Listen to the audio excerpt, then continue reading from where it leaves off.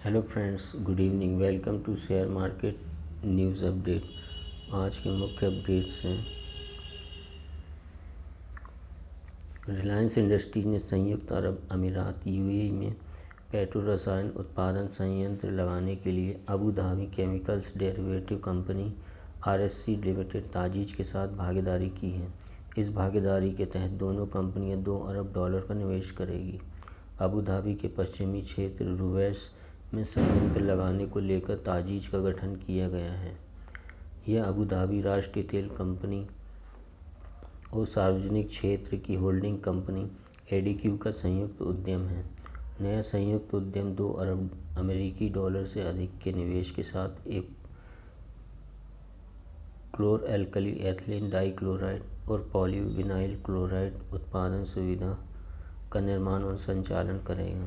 ताजीज industrial chemical zone परियोजना 2025 में लक्षित परियोजना के साथ फिलहाल डिजाइन करने के स्तर पर है। नेक्स्ट है, डिफेंस और एरोस्पेस इंडस्ट्रीज के लिए इलेक्ट्रॉनिक सिस्टम की सप्लाई करने वाली company data patterns India limited का आईपीओ 14 दिसंबर को सब्सक्रिप्शन के लिए खुलेगा। आईपीओ के लिए 16 दिसंबर तक बोली लगाई जा सकेगी। कंपनी 24 दिसंबर को एक्सचेंजों पर लिस्ट होगी। कंपनी ने पहले 300 करोड़ रुपए का इशू लाने की योजना बनाई थी, लेकिन अब इसे घटाकर 240 करोड़ रुपए कर दिए गए हैं। इसके साथ ही ओएफएस का साइज भी 60.7 लाख शेयरों से घटकर 59.5 लाख शेयरों का हो गया है। कंपनी इस पूंजी का इस्तेमाल कर्ज चुकाने, अपनी वर्किंग कैपिटल की ज़रूरतें पूरी करने और अपने मौजूद प्लांट के विस्तार और अपग्रेडेशन के लिए कर सकती है। डेटा पैटर्न निवेश कंपनी ब्लैक स्टोन के पूर्व चीफ मैथ्यू साइरिक ने निवेश किया है। यह निवेश फ्लोरन टी कैपिटल पार्टनर्स एलएलपी के जरिए किया गया है। कंपनी की डेटा पैटर्न्स में 12.8% की हिस्सेदारी है। नेक्स्ट अपडेट है, आरबीआई मॉनेटरी पॉलिसी की दिसंबर महीने की बैठक में नीतिगत दरों को एक बार फिर से अपरिवर्तित रखा गया है। ओमिक्रॉन की चिंता के बीच आरबीआई की मौद्रिक नीति समीक्षा समिति ने बेंचमार्क रेट में कोई बदलाव नहीं करने का फैसला किया है। रेपो रेट एक बार फिर 4% पर बरकरार रखा गया है। रेपो रेट को 4% और रिवर्स रेपो रेट को 3.35% पर बरकरार रखा गया है।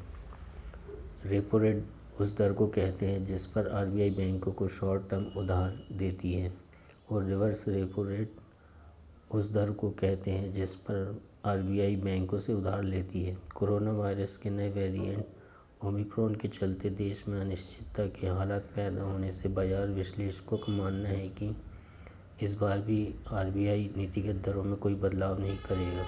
आरबीआई गवर्नर शक्तिकांत दास ने प्रेस कॉन्फ्रेंस में कहा कि समिति ने कोविड-19 के बीच अर्थव्यवस्था को सहारा देने के लिए अपने एकोमोडेशन स्टैंस को अपनाए रखने का फैसला किया है। आरबीआई ने इस बार भी वित्त वर्ष 2021-22 के लिए रियल जीडीपी ग्रोथ का अनुमान 9.5% पर बनाए रखा है। नेक्स्ट अपडेट है, हुंडई मोटर इंडिया लिमिटेड ने 2028 तक देश में आधा दर्जन इलेक्ट्रिक व्हीकल लॉन्च करने की योजना बनाई है। इसके तहत लगभग 4,000 करोड़ रुपए का निवेश करने की योजना है। ये बयान कंपनी के प्रबंध निदेशक और मुख्य कार्यकारी अधिकारी ने दिए हैं। उन्होंने कहा कि कंपनी व्हीकल चार्जिंग के बुनियादी ढांचे को बढ़ाने और इलेक्ट्रिक व्हीकल खरीदारों के बीच एक प्रमुख चिंता को कम करने के लिए भारत में 6 निजी और सरकारी कंपनी के साथ बातचीत कर रही है।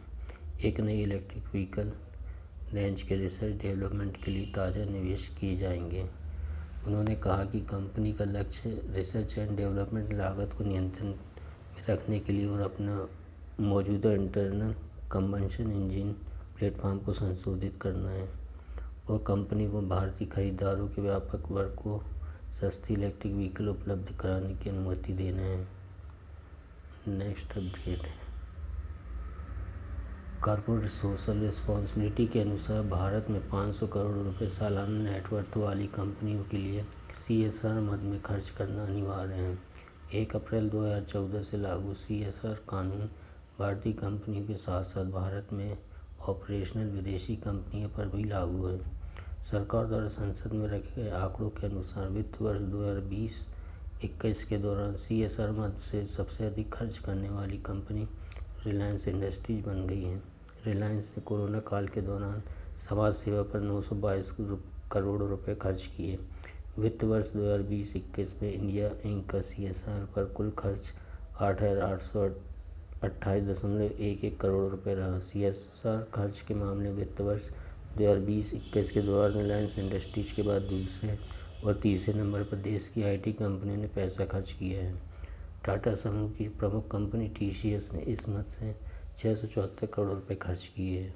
वहीं अजीम प्रेमजी की विप्रो ने 246 करोड़ रुपए खर्च किए।